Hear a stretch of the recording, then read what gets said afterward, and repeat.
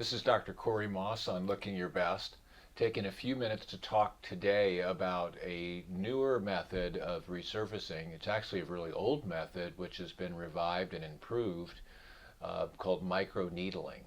And there's a lot of different types of needling procedures that even some of which estheticians will do with little circular rollers and little series of pins that do tiny little punctures in the skin surface.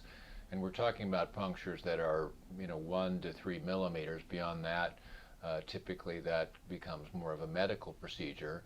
And in fact, with our procedures that we do with the Scarlet, that's a fractional microneedling device.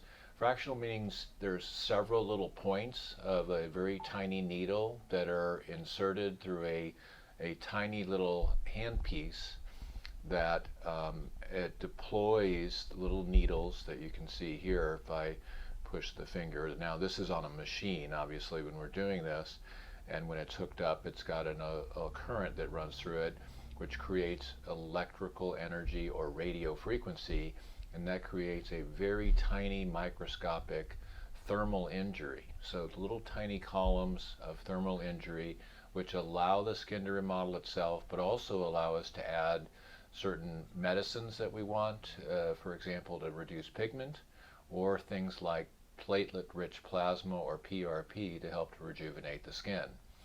So it's an interesting way of doing it. It's certainly less than fully ablative laser skin resurfacing, but more than the non-ablative fractional laser treatments like Clear and Brilliant that we've talked about previously.